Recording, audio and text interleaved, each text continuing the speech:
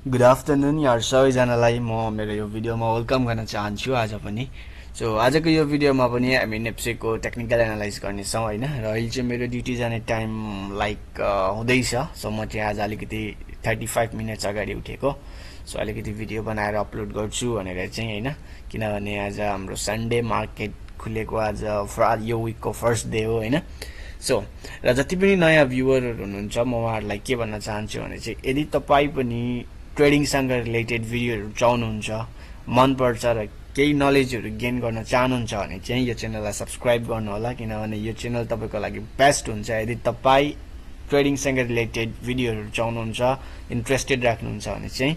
र विशेष गरेर आजको जुन नेप्सेको एनालाइज जुन हामी गर्नेछौँ सर्टमा स्विट तरिकाले होइन। सो जसलाई चाहिँ एकदमै डिटेलमा होइन लाइक जान्नु छ हजुरले मेरो पास्टको पास्टको एनालाइजहरू हेर्न सक्नुहुन्छ। अब किन हेर्ने 1 महिना अगाडिको जस्तो लाग्ला तपाईँलाई होइन, तर त्यो 1 महिनाको जुन ब्याकको जुन एनालाइज छ नि त्यही एनालाइजलाई चाहिँ मार्केटले फलो गर्दै आइरहेको छ। सो कति स्ट्रङ एनालाइज छ भनेर तपाईँले बुझ्न सक्नुहुन्छ होइन। सो तपाईँले त्यो पास्टको भिडियोहरू गएर हेर्नुहोस् र त्यहाँदेखि तपाईँले धेरै कुराहरू पनि के गर्नुहुन्छ भनेर सिक्नुहुनेछ है। र मनपर्छ भने चाहिँ फेरि पनि त्यही भन्छु, कमेन्ट गर्न सब्सक्राइब गर्न नभुल्नु होला, किनभने मलाई तपाईँको सपोर्टको एकदमै आवश्यकता छ। सो आउनुहोस् आजको यो भिडियोलाई हामी सुरु गरौँ र एकदम सर्टमा हामी एनालाइज गर्नेछौँ। सो यो हाम्रो नेप्सेको चार्ट भयो होइन। यो चार्टमा हजुरले म पुरै डिटेलमा चाहिँ म जाँदिनँ होइन, किनभने मैले मेरो पास्टको भिडियोमा बताउँदै आइरहेको छु। सो एकदम सर्टमा हेर्नेछौँ है। सो सर्टमा भन्नुपर्दा समरीमा भन्नुपर्दाखेरि चाहिँ हजुरले यो हाम्रो मेन एरिया हो, अबको मार्केट जुन झरेर आउँछ त्यसको लागि मेन एरिया हो। यो एरियामा चाहिँ एकदमै राम्रो हामीले मुभ एउटा देख्न सक्छौँ होइन, अप मुभ हामीले देख्न सक्छौँ। र अहिले चाहिँ मार्केटले हेर्न सक्नुहुन्छ यो जुन हाई थियो होइन, यो हाईबाट लोवर हाई होइन, त्यसरी नै फेरि लोवर हाई होइन, फेरि यहाँदेखि मार्केटले किलो सपोर्टमा रेजिस्टेन्समा बनाएर त्यहाँदेखि मार्केटले तल नै फर्किएको हजुरले हेर्न सक्नुहुन्छ है।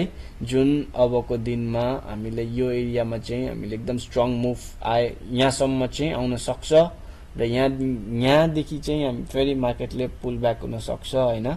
मार्केट फेरि एकदम ह्युज बाई चाहिँ यहाँनिर हुनसक्छ चाहिँ भनेर हामीले बुझ्न सक्छौँ, हामीले लिन सक्छौँ है। यो टाइपको जुन भोल्युमहरू पनि हामीले यो जोनमा हामीले देख्न सक्छौँ।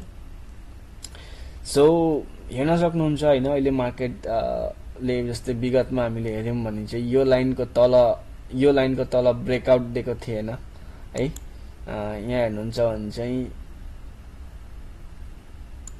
यसको तल ब्रेकआउट दिएको थिएन, यो त एउटा लामो मुभ गएको थियो। त्यो मुभ सकेपछि चाहिँ मार्केटले अलिकति सपोर्टको लागि यहाँ आएर त्यसपछिको जुन अप गएको छ नि यसको तल ब्रेकआउट दिएको थिएन कि यसको तल, किन भन्दाखेरि यत्रो लामो बढेर गइसकेपछि एउटा राम्रो सपोर्टको खाँचो थियो, त्यसैले यहाँनिर चाहिँ सपोर्ट लियो होइन, अलिकति सपोर्ट लियो। सो त्यसपछि चाहिँ मार्केटले यसलाई ब्रेकआउट दिएको छैन, हेर्नुहुन्छ भने यसलाई ब्रेकआउट दिएको छैन।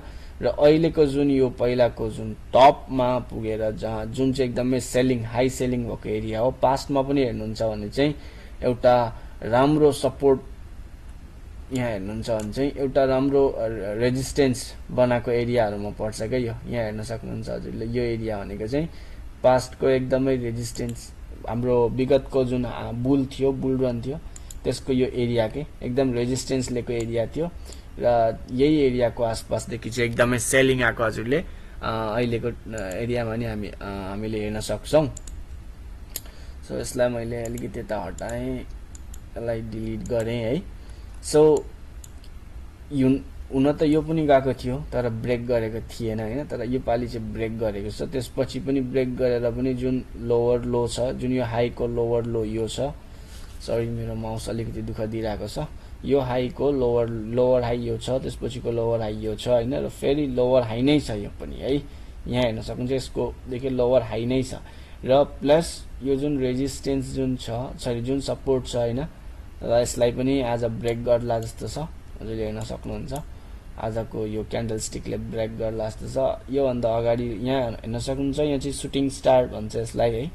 सो यो सुटिङ स्टार बनेपछि चाहिँ मार्केट झर्ने हुन्छ एउटा अप मुभमा यो बनेपछि झर्ने हुन्छ र त्यही हिसाबले चाहिँ यो क्यान्डललाई भ्यालिड गराएको छ यसले है यसको तल क्लोज दिएको छ सो भ्यालिड गराएको छ त्यसपछि मार्केटले घटेको हेर्न सकिन्छ र भोल्युम पनि बढेको छ यो जुन दिन एउटा अलिकति लाइक बढेको थियो मार्केट नि त्यो भोल्युम पहिलाको घट्दाखेरिको भोल्युम भन्दा पनि कम छ के त्यसैले मार्केट अझै घट्ने हामीले देख्छौं र जुन आजभन्दा अगाडि जुन दिन मार्केट ओपन भएको थियो त्यो दिनको भोल्युम पनि यो बाइको भन्दा बढी सेलिङ वाला भोल्युम बढी छ सो र आजको पनि मार्केट एकदम स्ट्रङ तरिकाले हुन भोल्युम बढ्दैछ सो मार्केटमा सेलरहरुको चाहिँ एकदम हाबी भएको हजुरले हेर्न सक्नुहुन्छ सो यति धेरै हामीसँग के छन् भन्दाखेरि चाहिँ एज अ एभिडेन्स भनौं हैन सो मार्केट तल नै आउने जस्तो म पनि देख्छु सो हजुरलाई भिडियो कस्तो लाग्यो के सोध्नु छ भने कमेन्ट बक्समा कमेन्ट गर्नु होला र मैले त्यहाँनेर चाहिँ आफ्नो राय सुझावहरु दिनेछु